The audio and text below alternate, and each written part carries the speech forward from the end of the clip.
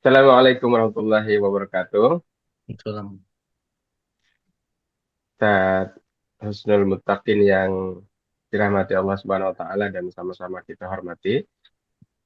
Pak Didi, Pak Abi, Pak Zirjis dan Pak Prof Fatwa yang insya Allah dirahmati Allah Subhanahu wa taala dan terkhusus jamaah yang berada di Facebook ya yang insya Allah dirahmati Allah Subhanahu wa taala. Mari kita memanjatkan puji dan syukur kepada Allah karena di kesempatan yang berbahagia ini kita masih diberikan kesehatan oleh Allah Subhanahu wa taala untuk terus terus beraktivitas dan beribadah kepada Allah Subhanahu wa taala. Terkhusus di malam hari ini kita bertolabul ilmi sebagaimana kegiatan dan agenda rutin yang terus kita laksanakan dalam rangka mengharapkan ridho Allah Subhanahu wa taala. Semoga Allah ridho terhadap kita dan ilmu yang kita dapatkan dari pemateri nanti bermanfaat bagi kita dan dapat kita amalkan serta kita ajarkan kepada orang. Sudah hadir di tengah-tengah kita Ustaz Husnul Muttaqin yang akan menyampaikan materi dengan tema apa Ustaz?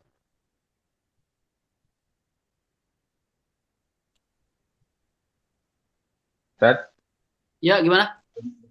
Mada apa tema malam ini Ustaz? Nah, antum nggak tahu di Larangan larangan berperilaku berperilaku boros, boros berlebih-lebihan. berlebih-lebihan, dan mubazir dalam rangka seri penyakit hati. Aywa. Betul, Pak. Lengkap sekali. Komplit itu ya. Iya. Orang di kampus saya complete. Baik. Teman sekalian, untuk mempersingkat kata, saya mengajak kita semua untuk mengawali kajian kita di malam hari ini dengan sama-sama membaca Ummul Kitab. A'udzu billahi minasyaitonir rajim. Bismillahirrahmanirrahim. Alhamdulillahirabbil alamin. Arrahmanir rahim. Maliki yaumiddin. Iyyaka na'budu wa iyyaka nasta'in. Ihdinas siratal mustaqim. Siratal ladzina an'amta 'alaihim ghairil maghdubi 'alaihim waladdallin. Amin. Semoga dengan Ummul Kitab surah Al-Fatihah yang kita bacakan bersama-sama, baik yang sir maupun jahar, ya. Semoga Allah Subhanahu wa taala merahmati dan meridhoi kita. Dan waktu seterusnya saya berikan kepada pemateri kita, tuan guru kita yang sudah siap standby untuk menyampaikan ilmunya kepada kita semua, pada Ustaz Husnul Muttaqin. Falyatafaddal mashkur. A'udzu billahi minasyaitonir rajim. Bismillahirrahmanirrahim. Assalamualaikum warahmatullahi wabarakatuh. Alhamdulillah rabbil alamin. Wassalatu wassalamu ala sayyidil mursalin Muhammad bin Abdullah wa ala alihi wa sahbihi ajma'in. Wa ba'd. يقول الله تبارك وتعالى في كتابه الكريم أعوذ بالله من الشيطان الرجيم بسم الله الرحمن الرحيم إن المبذرين كانوا إخوان الشياطين وكان الشيطان لربه كفورا. uh, Alhamdulillah, puji syukur kepada Allah Subhanahu wa taala atas segala limpahan nikmat dan karunia-Nya. Alhamdulillah, pada malam hari ini kita melanjutkan lagi penyakit hati, seri kajian penyakit hati dan penyakit akhlak. Ya. Nah, ini belum selesai dari sisi negatifnya ya. Nanti mungkin kita akan lanjutkan dengan di tahun 2025. Nah, 2025 di sisi positifnya. Ya. Jadi misalkan ria, ya, kita bahas ria sebelumnya, maka akan kita bahas ikhlas. Kemudian misalkan ujub, kita bahas apa namanya, apa lawannya ujub itu,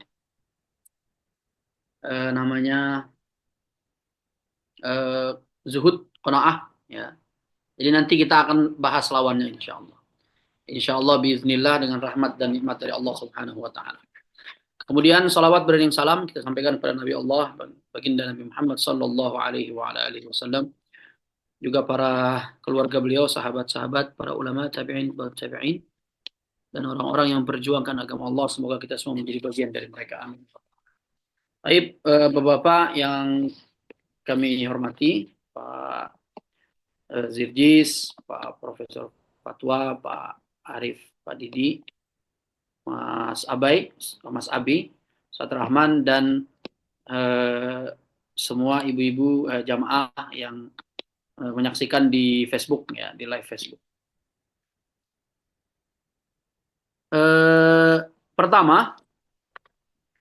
Yang pertama adalah kalau tema kita ya, apa namanya, larangan berperilaku boros, berlebih-lebihan dan mubazir ya. Atau kita singkat aja dengan larangan berperilaku tabzir. Ya. Itu insya Allah mubazir dan israf itu ya, dua kata, israf dan tabzir, insya Allah sudah mewakili semua persamaan-persamaan kata yang ada. Baik, jamaah sekalian dimuliakan oleh Allah Subhanahu Wa Taala. Yang pertama perbedaan ya antara, jadi dua kata tuh, at-tabzir wal israf. Ya. Kalau tabzir itu ya mubazir dalam bahasa Indonesia. Kalau dalam bahasa Indonesia mubazir itu artinya adalah menjadi sia-sia atau tidak berguna, terbuang-buang karena berlebihan. Kemudian bersifat memboroskan, berlebihan, royal. Nah, ini mubazir ya. Sementara israf itu boros ya, kira-kira gitu. Jadi ada dua kata dalam bahasa Arab yang berkaitan dengan tema ini, yaitu at-tabziru wal israf. Ya. At-tabziru wal israf, dan dua-duanya disebutkan oleh Allah Subhanahu Wa Taala dalam Al-Quran ya. Dan terlebih lagi dalam hadis Nabi Sallallahu Alaihi Wasallam. Nah, apa pengertian al-israf wa tabzir? Para ulama mendefinisikan al-israf itu apa namanya, secara adalah kata Ar-Raghib Al-Asfahani ya, tajawuzul haddi fi kulli fi'lin yaf'aluhu al-insan ya, wa in kana dzalika fil infaqi ashhar. Jadi melewati batas ya, perbuatan yang dilakukan oleh manusia, dan apa namanya, meskipun secara umum ya itu berkaitan dengan mengeluarkan harta ya.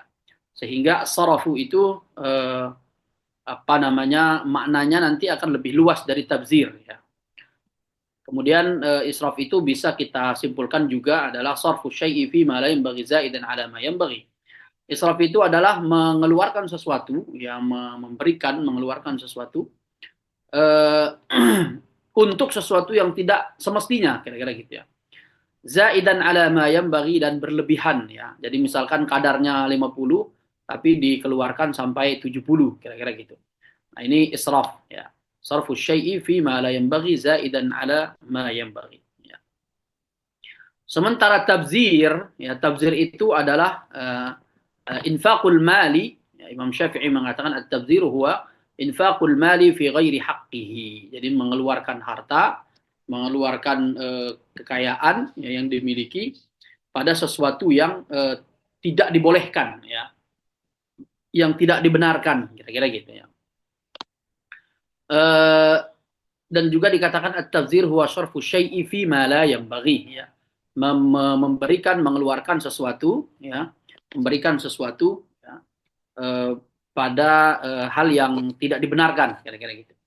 Nah, ini at-tabzir ya. Jadi bedanya adalah ya, perbedaan antara al-israf wa tabzir ya, sebenarnya lebih ke umum dan khusus ya. Israf itu lebih umum ya. Sementara tabzir itu lebih khusus pada sesuatu yang tidak dibolehkan ya. Jadi kalau kita perhatikan secara seksama, perbedaannya mungkin kita ulang lagi ya definisinya. Al-israfu huwa sarfu syai'i fi ma yanbaghi zaidan ala ma yanbaghi. Jadi israf itu adalah mengeluarkan sesuatu pada sesuatu yang dibolehkan, akan tetapi dia berlebihan, kira-kira gitu. Lebih dari batasan yang ditetapkan. Nah, ini israf ya. Sementara tabzir itu adalah sarfu syai'i fi ma la yanbaghi, yaitu mengeluarkan, memberikan sesuatu pada sesuatu hal yang tidak dibenarkan, kira-kira gitu. Jadi tabzir lebih khusus dan al-israf lebih umum. Tapi meskipun memang ya para ulama mengatakan al-israf itu ini apa namanya tidak hanya pada mal ya.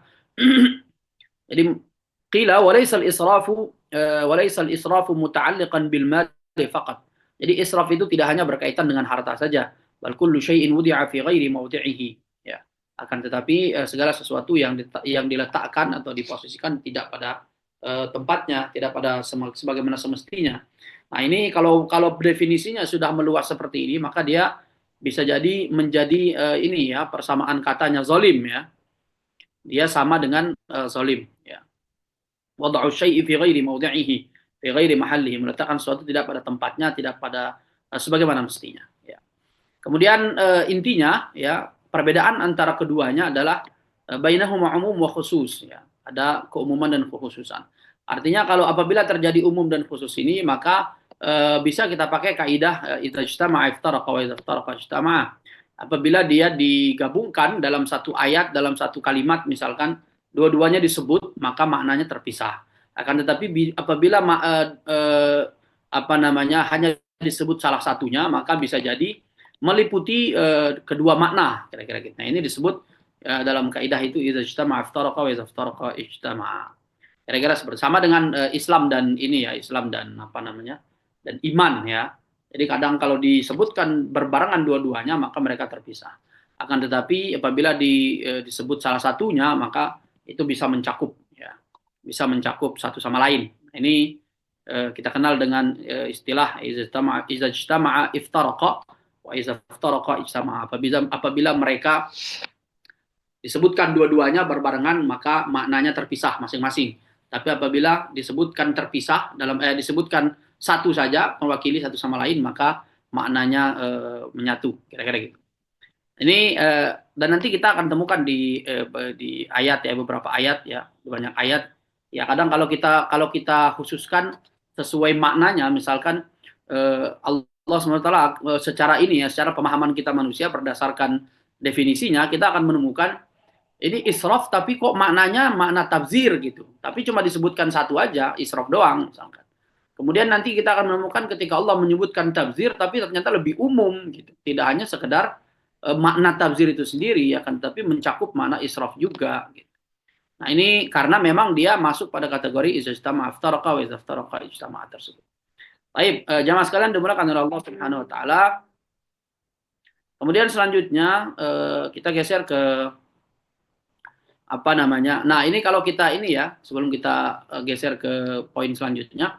Ini kalau kita perhatikan tabzir itu ini ya, lebih kalau kita spesifikkan tabzir itu lebih ke ini ya, apa namanya? Dosanya lebih besar ya kalau kita pisah gitu ya. Tabzir itu dosanya lebih besar karena dia apa namanya? Sarfu syai'i fi ma la yanbaghi ya. Jadi mengeluarkan sesuatu, memberikan sesuatu pada sesuatu yang dilarang kira-kira gitu. Sementara israf itu kan mengeluarkan sesuatu pada sesuatu yang dibolehkan akan tetapi melebihi batasan. Nah, kira-kira gitu. Kalau kita pisahkan tuh. Ya, jadi sehingga para ulama mengatakan tabzir itu dia kadarnya lebih mengerikan ya, lebih ini dalam arti dia lebih tercela lah kira-kira gitu ya. Lebih tercela daripada israf ya. Akan tapi seperti yang kita sampaikan tadi ya, kita akan menemukan di mana Allah SWT menyebutkan satu kata, salah satu di antara keduanya tapi mencakup gitu ya. Mewakili satu sama lain. Karena dia masuk pada kategori apabila dipisahkan disebut masing-masing maka maknanya apabila disebutkan bersamaan maka maknanya terpisah. Apabila disebut terpisah maka mewakili makna satu sama lain. Baik. Kemudian kita geser ke poin zammul israf wa tabzir fil Quran wa sunnah di mana Allah Subhanahu wa taala dan Rasulnya memberikan celaan dan kecaman ya terhadap tabzir dan israf dalam Al-Quran maupun hadis. Misalkan di An-Nisa ayat 6 ya.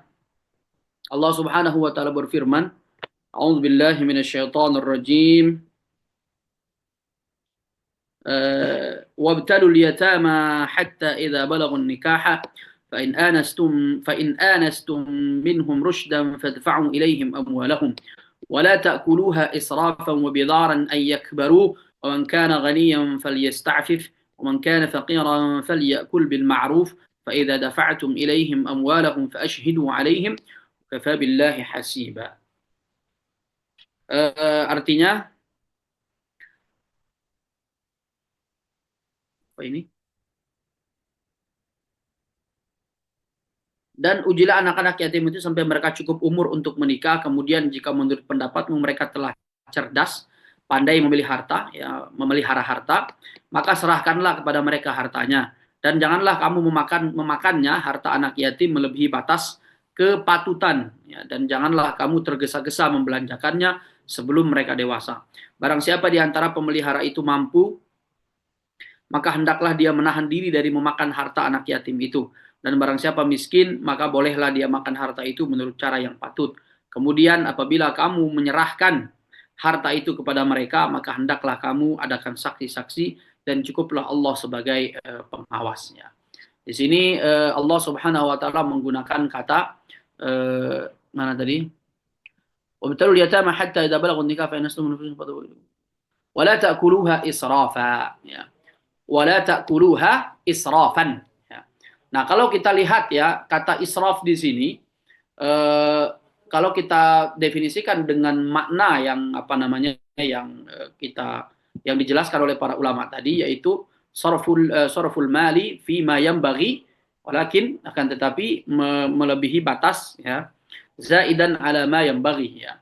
Jadi mengeluarkan harta ya sesuai melakukan sesuatu sesuai dengan yang dibolehkan, akan tetapi melebihi batas misalkan. Nah, seperti misalkan ya orang yang menjaga anak yatim beserta hartanya itu kan boleh saja mengambil harta sebagian dari harta mereka untuk ini ya untuk apa namanya dipakai untuk kepentingan mereka juga dan juga keluarga yang apa namanya menaungi mereka gitu ya. Apalagi kalau misalkan di ayat tadi disampaikan yang miskin itu boleh, itu misalkan ada orang yang diserahkan seorang anak gitu ya, seorang anak yatim gitu ya, kemudian diserahkan oleh misalkan di apa sih kayak diwasiatkan untuk diurus gitu sama orang tuanya sebelum wafat gitu, kemudian dititipkan harta dan orang ini adalah orang yang tidak mampu, maka diperbolehkan untuk menggunakan. Nah, kemudian Allah SWT membatasi itu, wala ta'kuluha israfan. Janganlah kalian memakannya melebihi batas. Artinya apa? Boleh ya. Boleh dimakan, boleh digunakan untuk dikonsumsi untuk kepentingan dia dan juga apa namanya sekalian Pak Didi, saya juga dibuatin satu gelas. Izin buat teh katanya. Jadi apa namanya boleh gitu ya, boleh dimakan akan tetapi jangan sampai melewati batas. Nah, ini sesuai ya.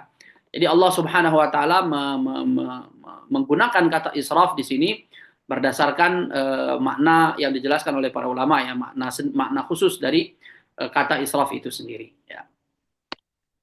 Kemudian Imam Ibnu Katsir mengomentari ayat ini, misalkan yanha ta'ala an akli amwalil yatama min ghairi hajatin daruriyah israfa.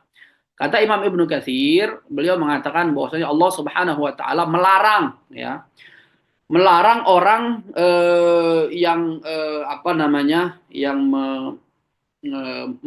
mengopeni gitu ya, yang apa sih bahasa yang pasnya, yang memelihara, yang menjaga gitu, yang bertanggung jawab atas anak yatim ini. Allah Subhanahu wa taala melarang mereka untuk memakan harta anak yatim itu tanpa hajah, tanpa sebab gitu ya, yang darurah, yang apa namanya yang darurat gitu, sebab yang memang benar-benar dibolehkan oleh agama, apalagi kalau sampai berlebihan ya. Jadi ayat ini menjelaskan tentang itu ya. Apakah boleh dimakan? Ya boleh gitu. Misalkan apa namanya ketika benar-benar butuh, nggak ada duit gitu kan. Sementara misalkan contoh dia butuh uang untuk sekolah dan lain sebagainya, sementara kita yang menanggung tidak mampu atau kekurangan, maka boleh diambil dari harta dia yang dititipkan oleh keluarganya, oleh almarhum orang tuanya misalkan, untuk digunakan sebagaimana mestinya, tapi jangan sampai melewati batas, kira-kira gitu ya. Nah, ini apabila sudah melewati batas, maka disinilah Allah Subhanahu wa taala apa namanya melarang ya, wala ta'kuluha israfa. Kira-kira begitu. Kemudian apa namanya Imam Al-Mawardi juga dalam apa tafsir An-Naqd wal Uyun ya, dalam kitab An-Naqd wal Uyun beliau dinukil beliau menjelaskan bahwasanya yakni mengomentari ayat ini yakni la ta'khudhuha israfan ala ghairi ma abahallahu lakum wa aslul israfi tajawuzul haddil mubah ila ma laysa bimubah ya farubbama kana fil ifrat ya yakni janganlah kalian mengambil harta anak yatim itu ala ghairi ma abahallahu lakum melebihi apa yang dibolehkan oleh Allah Subhanahu wa taala kira-kira gitu ya. Standarnya apa? Standarnya adalah itu tadi ya cukup sesuai kebutuhan kira-kira gitu. Melewati itu maka sudah masuk pada kategori israf ya. Tidak ada kebutuhan tapi dipakai dan kebutuhan itu adalah untuk diutamakan adalah untuk anak yatim itu sendiri kemudian baru artinya mereka harus terlibat gitu. Anak yatim itu harus terlibat dalam mengkonsumsi harta yang diambil oleh orang yang bertanggung jawab itu. Kira-kira gitu. Kalau dia tidak terlibat anak yatimnya maka bisa masuk pada kategori israf tadi yang melewati batas ya, dan ini dilarang oleh Allah Subhanahu wa taala. Artinya misalkan orang tua yang menaungi dia, orang yang menaungi dia misalkan mengambil harta anak itu akan tetapi digunakan untuk anaknya sendiri misalkan ya. Digunakan untuk anaknya sendiri, maka ini nggak boleh. Ya, ini sudah melewati batas. Karena apa? Karena anak itu tidak terlibat, anak yatimnya tidak terlibat dalam penggunaan harta tersebut. Ya, dia tidak dilibatkan di situ, tidak untuk dia, maka ini sudah melewati batas. Ya. Artinya dia menggunakan harta itu untuk orang yang tidak berhak, kira-kira gitu ya. Kalau misalkan dia mungkin ada yang komentar, tapi kan harta dia dipakai juga untuk anak yatim gitu ya, tapi nah, disinilah ininya poin pentingnya itu dalam mengolah gitu ya. Jadi kalau misalkan karena anak yatimnya misalnya punya harta ya sudah gitu, maka bisa digunakan. Misalkan harus dibagi nih, misalkan punya duit 1 juta. Sementara harus bayar uang sekolah, milih itu antara anak yatimnya yang diinin sama beliau misalkan sama anaknya sendiri gitu ya. Maka silahkan gitu. Kalau ada kekurangan tersebut ya, kalau ada kondisi seperti itu, maka boleh ya harta anak yatimnya diambil gitu untuk digunakan oleh anak yatim itu sendiri. Kira-kira seperti itu. Ini ayat yang pertama ya yang mengingatkan kita terkait larangan israf ya, larangan melebihi batas terhadap sesuatu yang dibolehkan. Ya. Kemudian misalkan di surah Al-An'am ayat 141 ya. Kita cari artinya dulu. A'udzubillahi minasyaitonirrajim.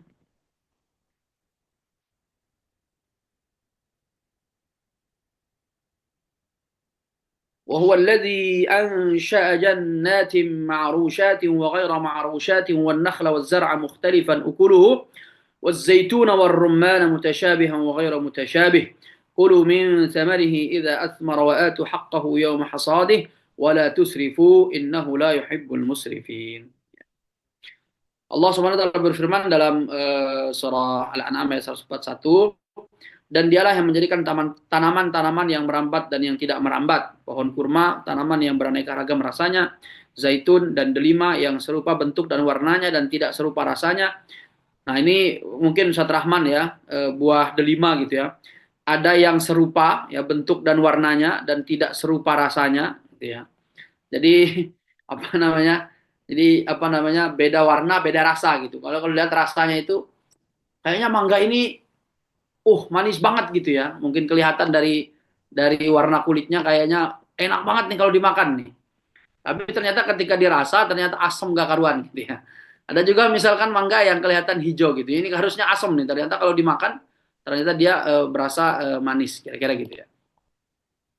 Kemudian makanlah buahnya apabila ia berbuah dan berikanlah haknya zakat harta pertanian ya pada waktu memetik hasilnya, tapi janganlah berlebih-lebihan, sesungguhnya Allah tidak menyukai orang-orang yang berlebih-lebihan ya. Nah, ini misalkan kata di sini Allah Subhanahu wa taala menggunakan kata israf ya. Nah, ini israf ini masih dalam definisinya ya. Masih sesuai dengan ya, Saudara Rahman, gimana? Afwan, Anda mute. Batuk. Oh, batuk. Baik. Ini dalam surah Al-An'am ayat 141 Allah Subhanahu wa taala masih menggunakan kata israf masih dalam definisinya ya, definisi israf itu sendiri. Yaitu sesuatu yang dibolehkan untuk diambil ya, buah-buahan silahkan diambil, dipetik ya. Dipetiknya itu mungkin yang matang aja gitu ya. Wala tusrifu, jangan sampai metik sampai yang kecil-kecil gitu ya, dibabat habis gitu ya. Innahu la yuhibbul musrifin. Nah, ini masih sama ya. Eh, kemudian misalkan di ayat surah Al-A'raf ayat 31, ya bani a'udzubillahi minasyaitonir rajim. Ya bani Adam khudhu zinatakum 'inda kulli masjidin wa kulu washrabu wa la tusrifu. Innahu la yuhibbul musrifin. Ini masih ya, masih pada makna ayatnya ya. Wahai anak Adam, pakailah zina, apa namanya? Pakaian yang bagus ya, hiasan. Maksudnya pakaian yang bagus. 'Inda kulli masjid, ketika hendak melaksanakan salat, wa kulu washrabu, makan dan minumlah, wala tusrifu, jangan berlebihan ya. Artinya masih sesuai dalam masih bersama dengan masih dalam kategori penggunaannya, masih dalam kategori definisinya ya. Makan boleh, minum boleh, tapi jangan berlebihan ya. Nah, ini israf ya. Ini makna israf, yaitu menggunakan, mengeluarkan sesuatu pada sesuatu yang dibolehkan dan melebihi batas gitu ya. Maka wala tusrifu, jangan melebihi batas. Karena makan dan minum itu boleh. Silahkan Anda misalkan beli makanan, beli minuman, no problem ya, nggak ada masalah, tapi jangan berlebihan, kira-kira begitu. Kemudian misalkan Allah Subhanahu wa taala dalam surah Al-Isra ayat 26, a'udzubillahi minasyaitonir rajim. Wa ati dzal qurba haqqahu wal miskina wa ibnas sabil wa la tubadzir tabdzira. Innal mubadzirina kanu ikhwana asyayatin wa kana asyaitanu li rabbih kafura. Nah, ini Imam Ibnu Katsir ya, coba kita cari terjemahannya ya. Al-Isra wa ati dzal qurba haqqahu.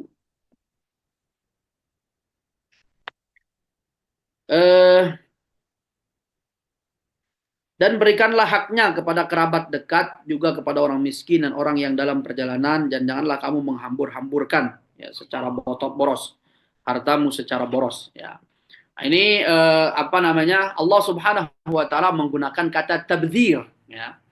Wala tubadzir tabdzira. Nah, kalau tadi kan Allah menggunakan apa namanya israf ya, dalam 3 ayat yang berbeda dari di pertama. Kemudian di sini Allah Subhanahu wa taala dalam surah Al-Isra 26 ini, Allah Subhanahu 26 27 ini, Allah Subhanahu wa taala menggunakan kata mubadzir ya. Innal mubadzirina kanu ikhwana syayatin wa kana syaitanu li rabbih kafura. Nah, di sini kan Allah Subhanahu wa taala mengatakan bahwasanya silahkan ya, harta itu diberikan kepada orang-orang terdekat ya, yang mereka membutuhkan. Kemudian begitu juga dengan orang-orang miskin ya, wabnis sabil ya. Nah, kalau kita lihat di tiga kategori yang disebutkan oleh Allah Subhanahu wa taala ini adalah orang-orang yang berhak menerima zakat ya. Apa namanya, kalau misalkan kurba ya, kurba itu akarib ya, orang-orang terdekat keluarga, itu sebenarnya tidak masuk pada kategori orang yang berhak menerima zakat, akan tetapi dia bisa jadi ya masuk pada kategori dengan syarat ya. Dia bisa menjadi orang yang berhak menerima zakat dengan syarat dia masuk pada kategori fakir, miskin, atau 8 asnaf itu ya, mu'alaf misalkan, amil ya, pengelola dan seterusnya ya. Nah, kemudian wal miskin ya, orang miskin jelas, wabnas sabil, dan orang yang apa namanya dalam perjalanan ya. Nah, ini wala tubadzir tabdzira. Nah, di sini Allah menggunakan tabdzir. Nah, kita melihat ke definisi tadi, tabdzir itu adalah mengeluarkan harta pada sesuatu yang tidak dibolehkan. Ya, artinya zakat itu sudah apa namanya, khususkan gitu ya. Zakat itu nggak boleh digunakan, diberikan kepada luar dari 8 kategori tadi gitu ya. Maka di sini Allah SWT menggunakan kata tabdzir. Kenapa? Kalau Anda mengeluarkan harta di luar ya, untuk orang yang di luar dari 8 asnaf zakat tadi, maka sudah masuk pada kategori tabdzir itu sendiri. Nah, ini masuk sesuai dengan definisi, yaitu mengeluarkan harta untuk orang yang tidak berhak gitu, yang dilarang oleh Allah Subhanahu wa taala. Maka di sini Allah Subhanahu wa taala menggunakan kata tabdzir, masih sesuai dengan definisinya ya. Ini banyak banget nih ayatnya ya. Mungkin kita skip dulu ya. Intinya banyak sekali larangan-larangan ya yang berkaitan dengan apa namanya tabzir dan israf ya. Itu di beberapa ayat banyak ya. Kemudian mungkin kita geser ke hadis ya. Beberapa hadis Rasulullah SAW, misalkan an Amr bin Shu'aib an abihi an jaddihi qala Rasulullah sallallahu alaihi wasallam kulu washrabu wa tasaddaqu walbasu ma lam yukhalituhu israf au mukhilah ya. Silahkan makan, minum, bersedekah, pakai pakaian gitu selama tidak israf. Nah, di sini Rasulullah menggunakan kata israf ya. Kenapa? Karena makan, minum, sedekah, pakai pakaian sesuatu yang dibolehkan. Nah, ada kadarnya, tapi ketika melewati kadar maka sudah disebut dengan israf dan ini dilarang. Kira-kira gitu. Dan banyak lagi hadis-hadis yang lain. Baik, kita geser ke ini ya, ke poin selanjutnya yaitu beberapa bentuk ya dari israf dan tabzir itu sendiri ya. Beberapa bentuk. Nah, yang pertama adalah al-israfu 'alal anfusi fil ma'asi wal atham. Ya, ini israf 'alal anfus ya, yaitu orang-orang yang melewati batas ya pada diri sendiri ya. Terutama dalam menyikapi maksiat ya, dan ini. Seperti firman Allah SWT dalam surah Az-Zumar misalkan 53. A'udzu billahi minasyaitonir rajim. Qul ya ibadiyalladzina asrafu 'ala anfusihim la taqnatu min rahmatillah. Ini orang-orang yang mereka berlebihan ya terhadap diri mereka dalam menyikapi apa namanya kemaksiatan yang mereka lakukan ya, mereka menganggap kemaksiatannya besar, sangat-sangat besar sehingga seolah-olah sudah tidak ada celah bagi mereka untuk bertobat. Nah, ini tidak benar ya. Ini israf ya. Ini israf apa namanya? Di sini Allah Subhanahu wa taala menggunakan makna umum ya dari keduanya, israf ya, yang mana tadi yang sudah kita sampaikan ya, idza ijtama'a iftaraqa wa idza iftaraqa ijtama'a, apabila disebut salah satunya maka disebut satu saja maka bisa mewakili makna yang lain, apabila disebut barengan maka memiliki makna masing-masing. Nah, di sini Allah Subhanahu wa taala menggunakan kata israf ya dalam sikap seseorang terhadap kemaksiatan gitu ya. Dia menganggap maksiatnya terlalu besar, kemudian dia apa namanya yai'as ya. Yai'as itu apa? Wala tayasu min rahmatillah. Yai'as itu semacam ini. Putus asa. Putus asa ya. Dia putus asa dari ampunan Allah Subhanahu wa taala ya. Jadi dia apa namanya melewati batas itu ya. Sebenarnya kalau kita tarik makna ya secara definisi ya, itu kan yang sesuai lebih kepada tabzir mungkin ya. Jadi dia menggunakan perasaan di bukan tempatnya ya kalau kita maknai tadi ya. Akan tetapi di sini Allah malah menggunakan israf ya. Artinya berlaku tadi idza istama'a iftaraqa wa idza iftaraqa ijtama'a itu. Nah, ini artinya maknanya mencakup tabzir juga ya. Ini bentuk yang pertama yaitu orang-orang yang melewati batas dalam menyikapi maksiat dan asam ya. Kemudian selanjutnya apa namanya bentuk yang kedua misalkan al-israfu fil akli wasyab'i al-mufarrad ya. Yang kedua adalah berlebihan dalam makan dan minum ya. Kemudian melewati batas kenyang ya, ini kadang kita lupa gitu ya, apalagi saya ya, ini terlalu semangat makan tuh ya sampai melewati batas. Nah, ini ditampar sendiri oleh ayat Al-Qur'an gitu. Kira-kira. Nah, ini israf dalam makan dan minum ya, kenyang melebihi gitu ya. Apa namanya? Gimana itu hadis yang fasulusun lit ta'am ya. Kemudian sulusun lisyarab wa sulusun lin nafs ya. Sepertiga makan, sepertiga air dan sepertiga udara gitu ya. Artinya nafas gitu ya. Ini perlu diperhatikan. Nah, ini mungkin orang-orang yang apa namanya yang mempraktekkan ini insya Allah akan menjadi seperti Pak Ghazali gitu, badannya ramping ya, meskipun sudah senior tapi masya Allah ya. Pak Ghazali masih luar biasa seperti orang Hongkong ya. Orang Hongkong umur 70 masih lurus punggungnya Pak ya. Orang kita Indonesia 70 udah aduh ya, udah pakai tongkat semua ya, luar biasa. Kemudian bentuk yang ketiga misalkan israf fil wudu ya, ini juga disebut oleh para ulama-ulama fikih ya dalam masalah wudu. Ada orang-orang yang israf ya dikala mereka misalkan memiliki apa kayak semacam keraguan yang berlebihan dalam basuhannya gitu ya. Jadi ketika mereka basuh wajah gitu, kan sunnahnya wajibnya 1 kali ya, kemudian sunnahnya 3 kali. Nah mereka sampai 4, 5, 6, 7 kali nggak habis-habis tuh, ngabisin air gitu ya. Nah ini ada israf, orang-orang yang israf dalam wudhu itu ada ternyata ya. Dan saya juga pernah melihatnya gitu. Tapi ya dulu sih waktu ngelihatnya di pesantren, ngelihatnya santri gitu ya. Kalau orang dewasa saya belum pernah lihat sih.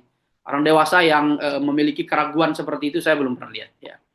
Nah ini bentuk israf dalam wudhu ya. Kemudian selanjutnya al-israfu fil marafiqi. Ya, ini yang sering terjadi sama anak-anak muda misalkan, yaitu berlebihan dalam terlalu royal sama temen. Nah, kira-kira gini lah ya. Kira-kira gitu nerjemahinnya. Terlalu royal sama temen. Nah, ini tidak dibenarkan juga ya, orang-orang yang terlalu gampang mengeluarkan harta untuk kebersamaan dengan teman tapi melebihi batas lah kira-kira gitu.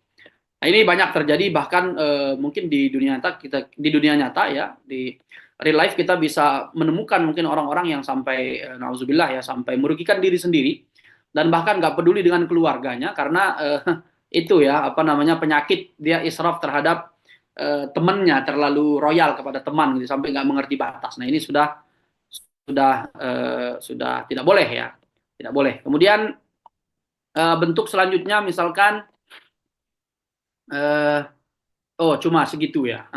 Kira-kira segitu. Nah, selanjutnya poin yang selanjutnya yang kita bahas adalah efek buruk dari israf dan tabzir ya. Efek negatif dari israf dan tabzir. Yang pertama adalah ada mahabbatillahil musrifin wal mubdzirin ya. Jelas ya, Allah Subhanahu wa taala tidak menyukai orang-orang yang berlaku israf dan juga tabzir ya. Surah Al-An'am ayat 141 tadi, a'udzubillahi minasyaitonirrajim wa la tusrifu innahu la yuhibbul musrifin. Kemudian Al-Isra misalkan 27, innal mubadzirina kanu ikhwanasy syayatin. Ya, orang-orang yang mubazir itu adalah saudaranya setan, wa kana syaitanu li rabbih kafura. Dan setan itu kepada Tuhannya dia kufur ya. Kemudian yang kedua, yaqdi ila talabil mali bil kasbil haram ya. Orang yang mubazir dan israf itu dia akan terjerumus kepada dalam dia akan terdorong untuk mendapatkan harta dengan cara yang tidak benar ya, dengan cara yang diharamkan oleh Allah Subhanahu wa taala. Karena duitnya cepat habis, hartanya cepat habis gitu ya. Hartanya digunakan untuk sesuatu yang dilarang oleh Allah Subhanahu wa taala cepat habis, misalkan seperti orang judi itu ya. Nah, ini kayak misalkan pekan lalu kita ada case ya, ada salah satu pekerja dari Makau tuh datang ke Hong Kong, ke kita gitu ya, stay di sini. Kita ini sebagai ibroh saja. Kenapa Mas kok ini? Ya, padahal paspor ininya masih aktif, visanya masih aktif. Ternyata beliau candu judi gitu ya. Sampai puluhan ribu Hong Kong dolar misalkan. Nah, ini kan masuk kategori ini ya. Jadi dia kemudian selanjutnya apa yang akan terjadi? Dia akan terus-terusan gitu cari duit dan bahkan dengan cara yang halal pun tidak cukup, dia akan menambah gitu ya. Akan menambah dengan cara yang diharamkan oleh Allah Subhanahu wa taala. Karena apa? Ya karena itu tadi efek dari perbuatan israf dan tabdzir ini ya. Itu bisa membuat orang itu tidak puas dengan apa yang dia dapatkan, kemudian dia akan mencari menambah harta dengan cara-cara yang tidak dibenarkan oleh Allah Subhanahu wa taala dan Rasul. Kemudian efek yang ketiga ya, al-israfu fil akli yadurru bil badani. Nah, ini jelas ya. Misalkan orang israf, orang tabzir dalam mengkonsumsi makan minum itu akan berefek buruk pada tubuh. Nah, ini ya, sindiran kepada kita-kita yang overweight ya. Atau bukan kita-kita, saya aja kayaknya. Termasuk Ustadz Rahman. Antum jangan sembunyi Ustadz Rahman, Nah, ini alhamdulillah ya Ustadz Fajar sudah dietnya. Beliau sudah masuk kategori on weight gitu ya. Sementara kami masih overweight gitu ya. Kalau Pak Ghazali always on weight. Nah, luar biasa ya. Nah, ini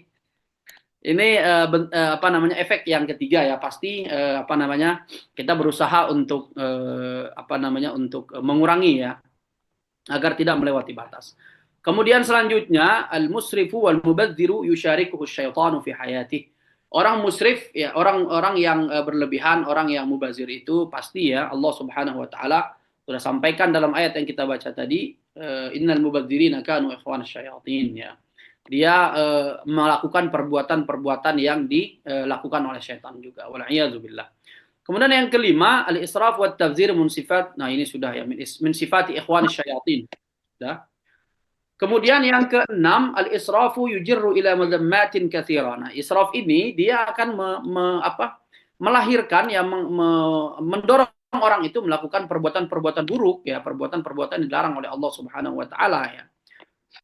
Seperti diantaranya tadi ya, dia akan mencari cara untuk mendapatkan harta dengan yang diharamkan oleh Allah Subhanahu wa taala. Kemudian pasti ya kalau sudah haram dia akan mengkonsumsi sesuatu yang haram ya, berefek terus ya. Akan melahirkan dosa-dosa baru, dosa baru, dosa baru dan seterusnya. Nauzubillah min dzalik. Kemudian yang ketujuh, saufa yuhasabu ala malihi fima anfaqahu. Ya, ini jelas ya. Mungkin kita pernah dengar ya sabda Rasulullah SAW, beliau mengatakan bahwasanya dari Abi Barzah al-Aslami, beliau mengatakan Rasulullah SAW pernah bersabda, la tazulu qadama 'abdin yaumal qiyamati hatta yus'ala an umrihi fima afnah wa an ilmihi fima fa'al wa an malihi min aina iktasabahu wa fima anfaqahu wa an jismihi fima ablah. Ya, kita akan ditanya ya bahwasanya harta yang kita dapatkan dari mana, bagaimana cara kita mendapatkannya dan untuk apa kita menggunakannya ya. Dan banyak lagi efek-efek lain ya, efek-efek buruk ada sekitar belasan ya. Mungkin kita geser ke poin selanjutnya ya. Al-wasailu al-mu'inah li talqil israf, al-asbab dulu ya, asbabul israf wat tabzir. Hal-hal yang membuat seseorang itu terjerumus ke dalam israf dan tabzir ya. Yang pertama adalah al-jahlu. Yang pertama adalah kurangnya pemahaman ya, kurangnya tidak mengerti garis halal haram baik buruk gitu ya. Mungkin kita masih ingat ya perkataan Umar bin Khattab radhiyallahu taala anhu ketika beliau mengatakan man lam yadhuq al-jahiliyah la yadri ladzatan Islam ya. Orang yang tidak pernah merasakan jahiliyah gitu ya. Orang yang tidak pernah terjerumus ke dalam kondisi jahiliyah itu dia tidak akan mengerti betul nikmatnya keislaman itu. Artinya orang yang tidak mengerti keburukan, dia tidak akan mengerti batasan gitu. Jadi dia seolah-olah yang dia lakukan itu baik gitu, karena dia tidak mengerti bahwasanya ini adalah sesuatu yang buruk gitu. Nah, kira-kira seperti itu. Nah, kalau kita memahami garis-garisnya, maka kita akan mengerti sehingga kita tidak melewati batas. Kemudian yang kedua, at-ta'assur bil bi'ah. Yang kedua adalah efek lingkungan ya. Sebab yang kedua adalah efek lingkungan. Pasti dengan siapa kita berteman, kita akan sedikit tidak terjangkit ya, kena imbasnya lah, kena ininya ya, aromanya gitu ya. Kemudian selanjutnya adalah al-ghaflatu 'anil akhirah, yaitu lalai dari hal-hal ukhrawi ya. Ini juga efek sebab ya. Kemudian yang keempat misalkan musahabatul musrifina wal mubadzir. Yang keempat adalah berteman, berkawan dengan nongkrong dengan orang-orang yang mubazir dan orang-orang yang israf. Kemudian kita geser ke poin terakhir yaitu al-wasailu al-mu'inatu litarkil israfil wat tabziri. Hal-hal yang bisa membuat kita terbebas dari dua penyakit ini ya. Yang pertama adalah al-i'tidal fis sarafi, yaitu mengerti ya kebutuhan, mengerti batasan kemampuan dalam mengeluarkan harta, mengerti kegunaan dan seterusnya. Ini penting ya. Allah berfirman dalam surah Al-Furqan, "A'udzubillahi minasyaitonir rajim, walladzina idza anfaqu wa lam yusrifu wa lam yaqturu wa kana baina dzalika qawama." Ini Allah memuji ya. Kemudian yang kedua, al-bu'du an mujalasatil musrifin wal mubadzirin ya. Pasti ya kita menjauhi diri dari orang-orang yang melakukan perbuatan ini agar kita tidak ikut terjerumus ya. Kemudian yang ketiga adalah qira'atu siratin Nabi sallallahu alaihi wasallam. Yang ketiga adalah membaca sejarah-sejarah Nabi, kemudian sejarah-sejarah para salafus saleh ya, yang mereka menggunakan harta itu sesuai dengan kegunaannya gitu sebagaimana mestinya ya. Mungkin yang ini bagiannya Pak Didi ini ya, tentang sejarah-sejarah ya Rasulullah SAW. Bagaimana Rasulullah mungkin nanti boleh juga nih Pak Didi ya dibuat serial bagaimana Rasulullah SAW apa namanya wara, qanaah, zuhud dan seterusnya itu ya. Boleh juga itu Pak. Kemudian selanjutnya qiraatu siratus salaf ya, membaca sejarah-sejarah salafus saleh. Kemudian apa namanya ayufakkira fi awaqibil israfi awaqibal israfi wat tabdziri. Memikirkan efek buruk daripada israf dan tabzir ya, merugikan ya. Merugikan dan seterusnya. Kemudian terakhir tadzkuru zikrul maut wad daril akhirah, mengingat mati ya ini yang terakhir ya, mengingat mati kita gunakan harta untuk kebaikan, untuk akhirat dan seterusnya. Baik, demikian mungkin yang bisa kami sampaikan. Lebih kurangnya mohon maaf. Jazakumullah khairul jaza.